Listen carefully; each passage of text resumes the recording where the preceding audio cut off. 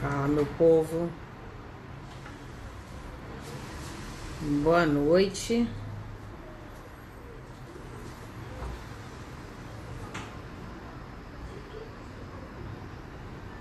Tudo bem? Desculpa o atraso, tava vendo a conexão aqui, mas vamos começar nossa live, nosso encontro semanal. Zuleika, vamos começar nosso encontro semanal sobre psicoeducação. Quero agradecer a galera que assistiu na semana passada, a galera que tem acompanhado no Instagram, que assistiu no YouTube também. Quem não assistiu semana passada pode divulgar, pode falar que tá no YouTube. Eu coloquei, acho que na sexta ou no sábado eu coloquei no YouTube. Mas vamos continuar. Esse é um espaço de psicoeducação, onde eu falo aqui de coisas que não estão em livros e que a gente aprende na prática, que a gente aprende com a experiência, e é óbvio, né? E que a gente vê melhora, vê resultado no aumento à adesão ao tratamento, vê resultado no próprio paciente, na expectativa que o próprio paciente tem em relação ao tratamento. Então, é fundamental a gente, em todas as áreas da vida, a gente saber o que está acontecendo, para que a gente possa se posicionar, para que a gente possa se libertar, para que a gente possa saber onde pedir ajuda, como pedir ajuda, o que é saudável para a gente. Então, o nome disso é psicoeducação. Esse é um espaço de psicoeducação. Eu gosto muito de falar sobre isso, até porque eu entendo que educação, conhecimento traz libertação. Traz libertação, traz saúde, isso em todas as áreas da vida. A gente tem o movimento Mude Somente, Mude Você, a hashtag Mude Somente, Mude Você, em que a gente vai continuar divulgando, eu continuo falando sobre isso. A lista de e-mail, muitas pessoas entraram da semana passada para essa, entraram no e-mail, mandaram e-mail para entrar, para receber o que eu escrevo, os meus devaneios, né? O que eu escrevo sobre psicoeducação. Muitas pessoas entraram, eu quero agradecer também. Eu imagino que vocês, teve gente que falou, eu fui indicado por uma amiga minha. Eu tava passando aqui na internet, vi seu Instagram, uma amiga minha já te seguia. Pô, muito legal isso, assim. Tô bem feliz com essa repercussão. Vamos continuar, vamos rumo aos 10 mil. E o e-mail pode ser também um canal de dúvidas. Vocês podem mandar, colocar o nome, se cadastrar, se inscrever na minha lista de e-mails através do www.doutoracristianelopes.com.br. Podem também mandar pelo direct e aí eu mesmo cadastro vocês. Eu que respondo direct, respondo o e-mail também, quando vocês mandam dúvidas, eu que respondo também. Algumas pessoas entraram hoje e aí eu falei que tinha live agora, né? Porque às vezes não recebe, não vê, enfim. Mas muito bom ver vocês aqui. Vamos lá, vamos continuar a nossa live da semana passada. Uma coisa. Setembro chegou, setembro amarelo.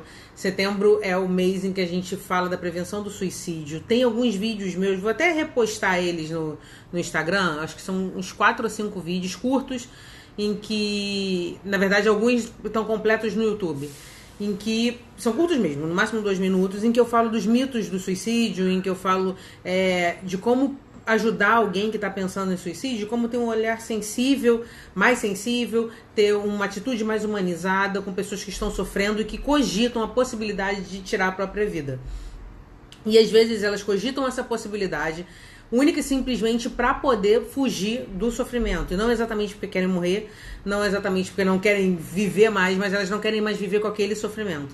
E aí cogitam essa possibilidade, essa opção, que para quem busca uma vida saudável e para quem está mais saudável psiquicamente, sabe que existem outras opções de resolução de problemas que não é exatamente se matar.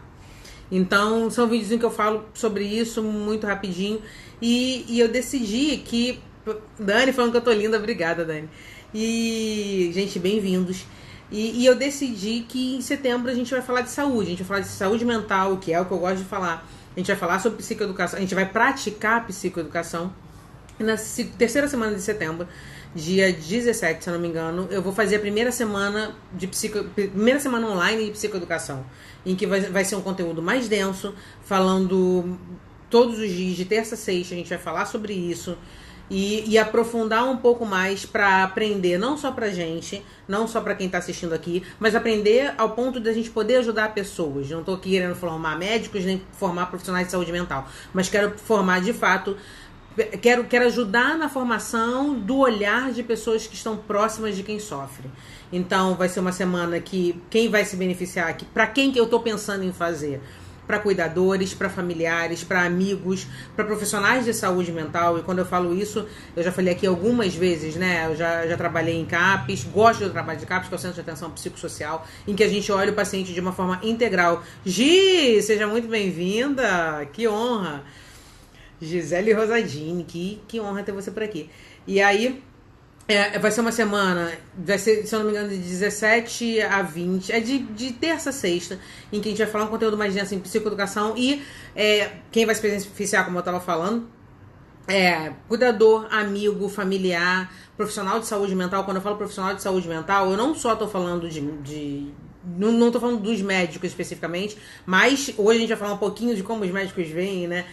Mas de acadêmicos de medicina, de terapeuta ocupacional, de psicólogo, de musicoterapeuta, quem de fato se importa em olhar o paciente de uma forma integral, de olhar o paciente de uma forma inteira, de entender que ele vai além da doença, que a esquizofrenia não define aonde aquele paciente pode chegar, que a depressão não define a forma que aquele paciente pode se comportar, a forma que o paciente sente, que a ansiedade não define até que ponto o paciente pode chegar. Enfim, nada disso define, isso é só uma doença e que a gente trata. E quando a gente olha o paciente além disso, porque hipertensão não define um paciente, pancreatite não define um paciente, assim como depressão não define, esquizofrenia não define. Então a gente precisa olhar os pacientes como pessoas que vivem além do sintoma. E essa semana vai ser isso, né? A gente vai falar mais sobre isso. Tô estudando, como vocês sabem, eu sempre olho pra cá porque eu tenho uma apresentação aqui que eu faço toda terça-feira pra vocês. Não venho aqui bater papo a ermo, assim, sem objetivo. Eu tenho objetivo de fato de que vocês entendam do que a gente tá falando. Semana passada a gente conversou sobre o conceito de recuperação. Ah, tá. Voltando para a semana online de psicoeducação, ainda essa semana, no máximo no início da próxima, eu vou colocar para vocês um link de inscrição, para quem mais próximo eu possa lembrar vocês quando que vão começar os vídeos, tá? Vou colocar no Instagram, vou mandar para quem tá na minha lista, enfim, avisa a galera. Então vamos lá. Essa semana passada a gente conversou sobre o conceito de recuperação no tratamento no tratamento psiquiátrico, né? No tratamento de doença mental, de transtorno mental, o que é o conceito de recuperação? E aí eu falei, eu tinha 5 características para falar desse conceito, eu falei 3 características. Por que eu gosto muito de falar sobre recuperação? Que na verdade é um termo... O que acontece? Vem junto com um termo chamado também que a gente traduz como esperança, mas que vai além disso. Hoje eu vou falar sobre isso. Que é um conceito de hope and recovery, que é esperança e recuperação. Por que eu decidi falar sobre isso? É algo que eu estudo já faz um tempo, que eu gosto muito, porque muda o olhar do profissional em relação ao paciente e muda a adesão do paciente em relação ao tratamento e em relação ao profissional também. Muda também essa conexão médico-paciente, terapeuta-paciente, enfim, terapeuta ocupacional-paciente, oficineiro e paciente, para quem trabalha no centro de atenção psicossocial, por exemplo. Muda a relação porque ele entende que você acredita na melhora dele. E isso faz toda a diferença. Então, na semana passada eu comecei a falar sobre recuperação e falei que ia continuar essa semana. Fazendo um resumo bem rápido, na semana passada a gente falou sobre três características do que é recuperação. Recuperação é diferente de cura. Ah, tá. Por que eu penso em falar isso? Porque muita gente que acaba tendo algum contato com a doença mental, ou por sofrer, ou ter alguém em casa que está sofrendo, me pergunta, me questiona a questão do: eu vou ser curado? Eu vou ficar curado? Eu vou parar de tomar remédio? Eu vou tomar remédio para a vida toda? Eu não aceito tomar remédio? E esse é um conceito de recuperação que não tem a ver com cura. Porque na saúde mental,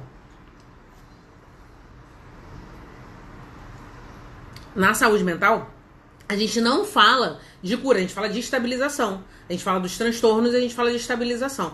Por quê? Quando a gente fala de cura, a gente tá deduzindo e tendo uma expectativa de que não vai sentir nunca mais aquilo ali. O que não é verdadeiro. Até porque a saúde mental não é só tomou um remédio, melhorou, é apenas um sintoma. Não, envolve um contexto. Um contexto familiar, né? Um contexto social, um contexto genético. Então, a questão é, o que é recuperação? Recuperação é diferente de cura, recuperação é um processo, é um trajeto, uma trajetória que a gente faz ao longo do tratamento. Observando a melhora do paciente, valorizando essa melhora e de fato tendo uma maior conexão com ele e isso muda o olhar dele e o nosso. A segunda coisa que a gente falou na semana passada é que a recuperação pode acontecer apesar dos sintomas psicóticos mais significativos. Apesar de quando a gente lembra, por exemplo, quando pensa em psiquiatria, o que é um paciente psiquiátrico? Pensa no mais grave daqueles pacientes em que, quando as pessoas têm um maior preconceito com a saúde mental, falam, por exemplo, não vou no psiquiatra porque é médico de maluco. Tá, qual é o estereótipo que você tem de médico de maluco? O que é um médico de maluco, né? O que é um maluco, na verdade? Então, quando você pensa nesse maluco, ele também pode se recuperar. Ele também pode viver apesar dos sintomas mais malucos que você achar que ele tem. Ele também pode viver apesar disso e além disso. E eu falo isso não é porque eu li em livro, é porque eu vi. Eu falo isso pela minha experiência, eu falo isso, é óbvio, tem descrito em livro, vocês não têm a mínima obrigação de saber isso, mas quem tem alguma simpatia, né, algum afeto pela área da saúde mental, por ser saudável, é importante que vocês saibam disso, né? Então, quando eu falo isso, eu tô falando que eles vivem além do... Eles podem viver, se a gente tiver um olhar diferenciado, se a gente de fato se importar com aquele paciente de forma individualizada, ele pode viver além do sintoma. Ele pode fazer coisas que ele nunca acreditou que ele fosse fazer. Que talvez fosse que é pequeno para quem é saudável, para quem acha que é saudável, mas que para ele faz toda a diferença para um próximo passo. Essa foi a segunda característica da recuperação. E a recuperação, que a gente falou semana passada, e a recuperação é extremamente individualizada. O que é recuperação para um paciente às vezes não é para outro. Talvez para um represente recuperação ter amigos, encontrar um trabalho. Talvez para outro represente sair de casa. Ele não estava conseguindo sair de casa e começar a sair de casa, começar a andar sozinho, a se relacionar. E às vezes para quem não tem um mínimo de sofrimento psíquico, tem uma vida minimamente estabilizada, acha que isso não é nada demais. Mas para aquele paciente, aquilo ali sim significa a recuperação dele. Que é um trajeto que não é linear. Mas aí agora a gente vai falar essa semana. Então essas foram as 3 características da semana passada.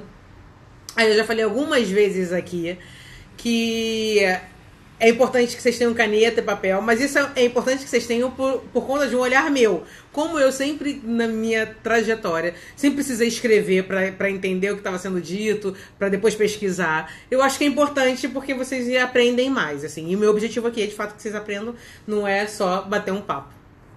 Vamos lá. E aí, essa semana a gente vai falar de outras 2 características, somando 5 características do que é a recuperação durante um tratamento, né? Que é uma trajetória. Então, a recuperação, ela não é linear. Ela não é contínua. Ela é contínua no tempo, quando a gente presta atenção, mas ela não é estável, ela não é uma linha em que não sofre altos e baixos. Até porque as mudanças não fazem com que a nossa vida sofra altos e baixos.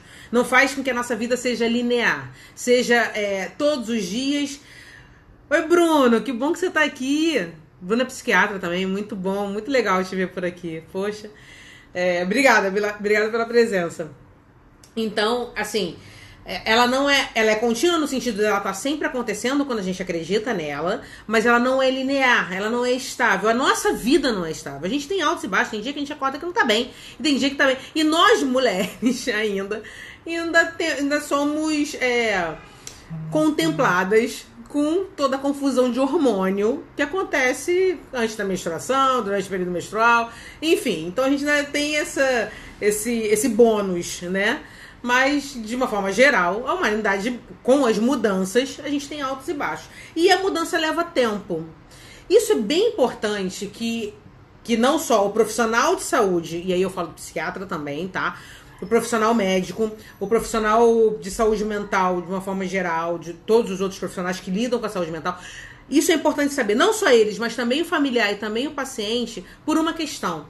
Quando a gente sabe que as mudanças levam um tempo e que as mudanças não são lineares, que a recuperação não é linear, isso diminui um fator que prejudica bastante a recuperação, que é a frustração. Quando a gente sabe que isso leva tempo, que isso é um construto, que a gente vai estar construindo isso, que a gente vai estar fazendo isso passo a passo e que a gente vai valorizar os pequenos detalhes, isso daí diminui uma frustração no sentido de o que o paciente espera, né? Às vezes o que o familiar espera é que ele tenha uma vida normal, segundo a ótica do familiar. que ele tenha, que ele alcance lugares que outras pessoas da mesma faixa etária, do mesmo nível acadêmico alcançariam, e ele talvez não consiga alcançar. E não consiga por várias questões, mas o que ele alcançar precisa ser valorizado. Por isso que as pequenas mudanças precisam ser valorizadas muito mais do que uma grande estruturação de vida. Porque como a recuperação leva um tempo, como a mudança leva um tempo e não é linear, quando a gente valoriza as pequenas mudanças lá na frente, a gente olha para trás e fala, caramba, de fato teve uma grande uma grande estruturação na vida. Mas olhar hoje e esperar essa estruturação de hoje, isso é muito frustrante. Isso é frustrante para o médico, isso é frustrante para o psicólogo, isso é frustrante para o terapeuta ocupacional, isso é frustrante para a equipe que está cuidando daquele paciente, isso é frustrante para o familiar, frustrante demais. E todo mundo que está em volta passa esse olhar para o paciente e acaba sendo frustrante para ele. E quando é frustrante para ele, ele diminui a adesão, diminui a crença de que aquilo ali vai melhorar. Então, o que a gente precisa saber é que essa recuperação não é linear. Tem época que ela vai um pouco mais rápido, tem época que ela vai demorar mais um pouco, tem época que o paciente e a gente está acreditando mais naquilo, tem época que o paciente não está acreditando, tem época que ele está acreditando e a gente não, tem época que a gente está e ele não. Então, assim, isso tudo tem que ser levado em consideração para que a gente diminua esse fator que piora bastante essa caminhada, que é a frustração. Para que a gente diminua a frustração e viva de uma forma realista aquilo ali. E o quinto fator da recuperação, que eu acho muito importante, e de fato, assim, além de eu achar muito importante esse quinto fator, ele faz toda a diferença na recuperação, e isso envolve também os profissionais de saúde mental, e inclusive médicos. Aqui no Brasil, a Associação Brasileira de Psiquiatria fez uma pesquisa perguntando algumas coisas para o médico em relação ao paciente. E aí depois eu falo um pouco da resposta. O que acontece? Se recuperar da dor do estigma, se recuperar do estigma de ter uma doença mental, pode ser mais difícil do que a recuperação em si. Então, assim, a estigmatização da doença mental, ela pode ser mais dolorida, ela pode afastar mais o nosso paciente do que a doença em si. E esse estigma, ele não vem só pela fala, ele não vem só pelo que a gente fala, ele vem pelo que a gente acredita. E isso passa para o paciente. Porque o paciente que tem um sofrimento psíquico não significa que ele não está atento a você. Se ele chegou até você, se ele pediu ajuda, sendo você profissional de saúde ou não, é porque de fato ele acredita em você. Ele confia no que você tem para dizer para ele. Ele confia no teu colo, ele confia no teu ombro quando é amigo, enfim. Ele confia no teu olhar em relação a ele. Então, dessa forma, quando a gente tem uma postura de estigmatizar, ele sabe que a gente está estigmatizando. E por vezes, e isso, mais uma vez, não estou falando isso porque eu li em livro, gente, eu estou falando isso pela experiência.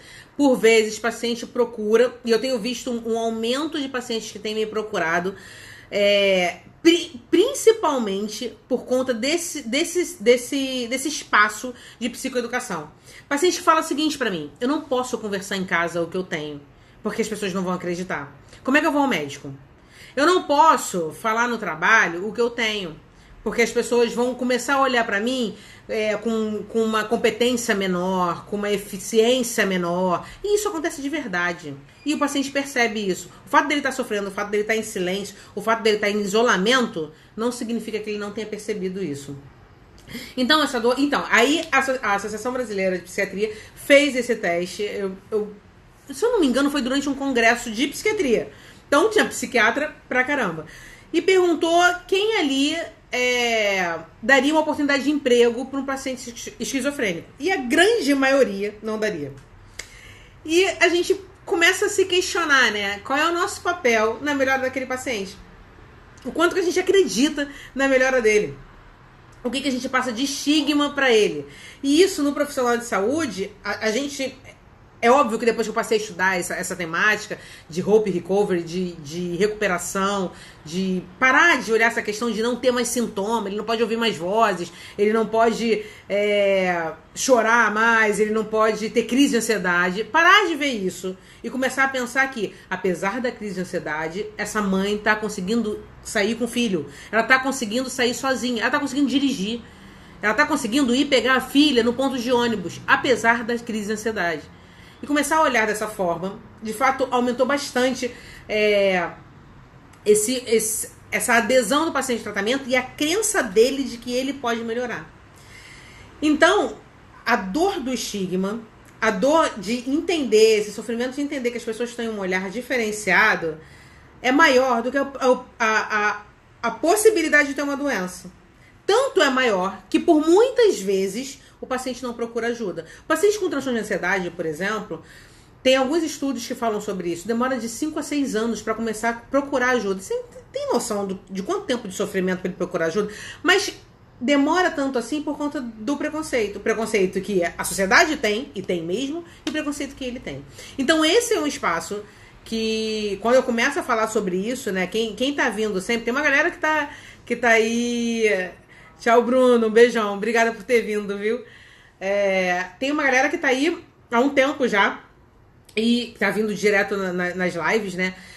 E tem percebido isso. Esse é um espaço para que vocês possam não só mudar o olhar de vocês, profissionais de saúde mental, tem muito acadêmico de medicina que tem procurado mudar o olhar de vocês, como melhorar o tratamento e o cuidado que você está se dispondo a entregar à pessoa com quem você está preocupado.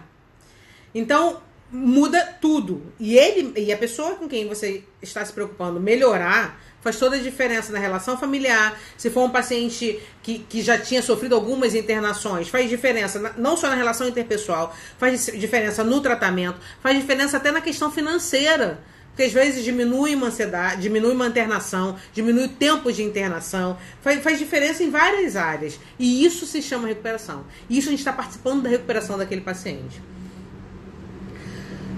Então vamos lá. Vamos passar aqui. Eu tô falando do quinto item de recuperação em que os próprios profissionais de saúde possuem um estigma com a doença, com a medicação. Enfim, a gente precisa ser realista em relação aos efeitos colaterais, mas que existe vida além dos efeitos colaterais, existe minimização de efeito colateral. A gente precisa ser realista com os nossos pacientes e não só minimizar os efeitos colaterais, porque aí eles entendem que a gente não está entendendo o que eles estão falando. E vamos lá. O próximo conceito que eu queria falar com vocês é sobre o conceito de esperança. Que, na verdade, o conceito original americano que a gente começa a estudar é hope. Mas traduzindo literalmente pro português, fica como esperança. Mas a esperança tem uma coisa meio lúdica, né? Uma coisa meio de otimismo, da gente acreditar que vai dar certo e ficar na crença de que vai dar certo. Mas o conceito hope, ele não exatamente... Quando você traduz... A palavra é esperança, beleza. Mas quando você traduz ele na prática, não significa exatamente esperança no sentido lúdico. Significa esperança no sentido de vou fazer alguma coisa para que mude... Eu espero que mude o resultado quando eu mudo minha atitude. É um conceito de engajamento no tratamento, de engajamento... no que está se propondo, não só no tratamento do paciente com o médico, com a equipe de saúde mental, mas de engajamento da família com aquele paciente, no acreditar que ele pode melhorar. E aí envolve alguns elementos. O primeiro deles é a atitude. Uma coisa é você sair de casa e acreditar que não vai chover. Acredito que não vai chover, então beleza, o céu tá errado, tá preto, tá muito ruim, e você acredita que não vai chover e sai sem guarda-chuva porque você tem uma crença otimista que tá tudo bem, que não vai chover, que tá tranquilo, enfim, ou uma crença religiosa, espiritual, qualquer coisa. Outra coisa é você acreditar que o céu tá feio, você ser realista com aquele ato, pegar o seu guarda-chuva, ainda que a previsão do tempo fale que pode ter um sol, pode não chover, você pega o seu guarda-chuva e bota dentro da bolsa. Isso sim é um conceito não só de otimismo, mas de crença. E aí você se previne, você se cuida para que algo pior não aconteça. É um conceito muito abstrato, mas a gente vai falar de alguns elementos para ser didática, para que vocês entendam o que eu estou querendo dizer. Então, um conceito que envolve essa questão do engajamento no tratamento, que envolve a esperança, o acreditar que vai dar certo, é um conceito de atitude. E quando eu falo de atitude, o paciente de fato tomar a medicação, ele entendeu por que ele está tomando, ele saber quais são os efeitos colaterais, a família entendeu o que está acontecendo com ele e os possíveis sinais de recaída, os possíveis sinais de que tem piora do quadro. Isso é atitude, isso é se engajar, isso é se importar com o tratamento. O segundo elemento que existe nesse conceito de HOPE, de recuperação, de adesão ao tratamento, é reconhecer e aceitar as limitações e as disfunções, assim como focar nas forças. Que é o que a gente faz quando não tem sofrimento mental, quando a gente não tem sofrimento psíquico.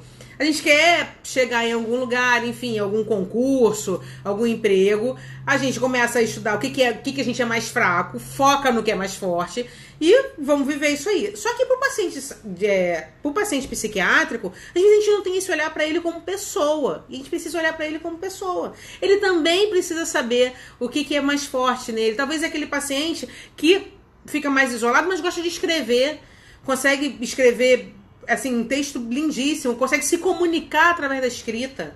É um paciente que não fala muito, mas desenha bem. E a gente precisa valorizar isso. É um paciente que talvez pare de tomar medicação e nem te avise isso. Mas que fique... Tinha um paciente no CAP que fazia isso. Quando ele parava de tomar medicação, ele ficava no CAP direto. Direto, não queria sair. A gente já sabia que ele estava num cantinho, assim, sentado num cantinho, não queria conversar. Então, assim, é a forma que ele tinha de falar pra gente que não estava legal. De falar pra gente que precisava de ajuda. E esse é um olhar que a gente precisa ter. Então, reconhecer e aceitar as limitações e poder focar nas forças que ele tem. Esse é um outro elemento desse conceito de HOPE, de esperança. O terceiro elemento é olhar mais pra frente do que pra trás e valorizar as mudanças, as pequenas mudanças, que é o que é muito, muito ligado àquele conceito de recuperação, valorizar as pequenas mudanças em detrimento de mudanças enormes, de reestruturação da vida, de grandes mudanças. Talvez ele não consiga fazer grandes mudanças agora, mas muitas pequenas mudanças, quando olhar para trás, vai perceber que fez uma grande mudança.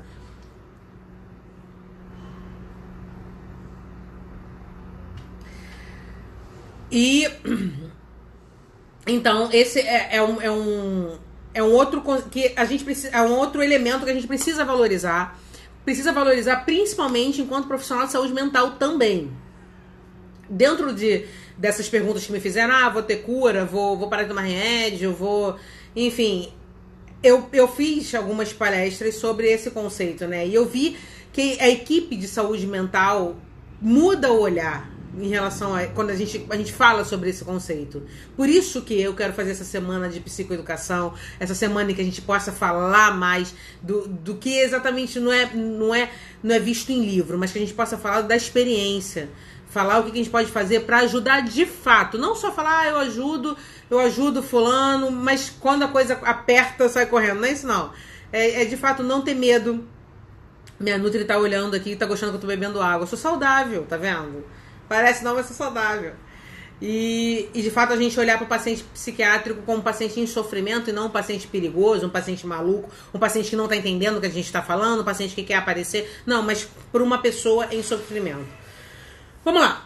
O quarto elemento que está envolvido com a esperança é que, assim como eu falei de atitude, o centro da esperança precisa ser a mudança de prioridades. A gente precisa ajudar o nosso paciente, o nosso amigo, o nosso familiar a entender o que é atitude saudável. Que ele já fez. Não é o que a gente acha que é saudável, não. O que foi saudável pra ele, que a gente já viu algumas atitudes que ele tomou. Por exemplo, você lembra aquela vez que você saiu, que você deu uma caminhada e você voltou melhor, você conseguiu espairecer? Você lembra quando você escreveu um texto e você ficou melhor, conseguiu espairecer, foi jogar bola, ficou melhor? Você lembra disso? Acho que isso é uma atitude saudável pra você. Mas segundo o que ele acha que é saudável. O que foi saudável pra ele. Não o que a gente acha que é saudável. Porque talvez a gente pode achar que pra ele é saudável ele começar a correr 5 km por dia. E não é. Às vezes saudável pra ele é chegar até o portão de casa. É chegar até a calçada, é cumprimentar o vizinho. Então que a gente possa olhar de forma individualizada. E, por fim, para que a gente possa... É óbvio que eu tô botando aqui coisas bem tópicos mesmo. A gente vai aprofundar isso mais pra frente. Essa semana que eu tô convidando você... aliás, chama a galera, tá? Pra semana online da psicoeducação. Vai ser a terceira semana de setembro, que a gente vai falar de saúde. No momento em que se fala bastante de morte, a gente vai falar de saúde. E por fim, já caminhando para o final, vamos olhar para o paciente como alguém que é além da doença, que não é definido pela doença. Esse paciente, ele vive além dela, e é poder olhar. E isso, gente, é comprovado cientificamente, tá? Eu não tô falando isso porque eu acho bonito, não. Eu mostrei, eu acho que eu botei no Instagram o nome desse artigo, que é exatamente isso, assim, a recuperação do ponto de vista do psiquiatra. É um artigo muito legal, quem tiver acesso, leia ele por inteiro. Não falei aqui de tudo, mas não é um artigo muito grande, mas é muito interessante, e de uma revista que é uma revista que a gente, conceituada pra gente que estuda saúde mental. Então, e nesse artigo fala muito isso, né? A gente olhar para o paciente e olhar ele apenas como um esquizofrênico ou apenas como um deprimido, ele sabe que a gente está olhando para ele só dessa forma. Agora, olhar ele como um paciente que tem esquizofrenia, mas não é apenas um esquizofrênico, muda toda a adesão ao tratamento. Muda toda a confiança dele, a conexão dele com o tratamento, a confiança dele em você e na equipe, e a conexão, a aderência dele ao tratamento, até para tomar remédio mais tranquilo. É óbvio que isso não é de um dia para o outro, como eu falei um pouco antes. A recuperação, ela leva tempo e não é linear. Tem época que isso vai estar maior, tem época que isso vai estar menor, mas a conexão dele vai se manter. De alguma forma vai se manter. Então é isso, eu queria falar com vocês hoje sobre recuperação e esperança. Esperança no sentido de engajamento, de validação de prioridades, de valorização de pequenas atitudes do nosso paciente, do nosso amigo, do nosso familiar, de quem a gente está cuidando, de quem a gente se importa, e se importar de verdade. E quando eu falo isso, eu tenho plena certeza que tanto nesse espaço, como no meu Instagram, e como na sociedade, a sociedade está adoecida, tem muita gente sofrendo calada, e tem muita gente tentando gritar que está sofrendo e sendo mal compreendido. Mas quando a gente começa a estudar sobre psicoeducação, quando a gente começa a estudar não só sobre transtorno mental, mas sobre como promover saúde mental, a gente traz liberdade para essas pessoas. A gente traz um ambiente confortável, um ambiente confiável, que eu acho que é o melhor. Que a pessoa possa falar pra você: eu de fato pensei em tirar a minha vida porque eu tava sofrendo, e eu consegui falar pra você o que eu tô sentindo. Isso é fundamental. Quando bota pra fora, existe essa conexão, essa identificação. E aí talvez ele fale pra você, você fale: caramba, já tive assim, e fiz assado, e foi bom. Enfim, já fiquei dessa forma. E aí sim traz uma identificação. Então, esse é o espaço da gente fazer isso, da gente falar mesmo, da gente divulgar. Chama a galera, semana que vem tem mais, terça-feira. Quem quiser depois falar comigo, mandar... Tem algumas pessoas que tiram dúvida, ou então colocam um e-mail no direct, eu respondo. Às vezes, hoje, né, às vezes eu não consigo ser tão rápido assim, mas pode mandar. E, gente, tem uma pessoa me chamando de muito inteligente, obrigada. Fiquei toda boba agora. Valeu. E a live da próxima terça, dia 10 de setembro, né? Às 8h30, de novo. Não esqueçam de começar a divulgar a semana de psicoeducação ainda dentro dessa semana, ou no início da semana que vem. Eu coloco aqui o link de inscrição para poder lembrar vocês e vocês poderem divulgar. Vamos chamar geral, vamos mudar o mundo e vamos fazer um mundo mais saudável. E não vamos esquecer de rumo aos 10 mil, depois 20 mil e mudar o mundo todo. E vamos compartilhar a hashtag Mude Sua Mente, Mude Você. Depois eu coloco essa live para quem não assistiu, fica 24 horas aqui no Instagram. E para quem não assistiu, tá no canal do YouTube, que é a doutora Cristiane Lopes. Também divulguem o canal do YouTube, se vocês gostarem, obviamente. Quem tá aqui, eu acho que gosta, né? Divulga lá pra gente aumentar os seguidores e alcançar mais pessoas, né? Às vezes, hoje o mundo é tão virtual que às vezes a única conexão que alguns pacientes estão tendo, que nem sabem que são pacientes ainda, é pelo celular. Então, se passar um vídeo lá de gente falando sobre isso, pode ajudar alguém a pedir ajuda, abrir a porta do quarto, sair um pouquinho e pedir ajuda. Vamos fazer isso? Então, até semana que vem. Ao longo da semana a gente se fala pelo Instagram, vou fazer postagem essa semana também. E, para não perder o costume, mude sua mente, mude você. Sempre.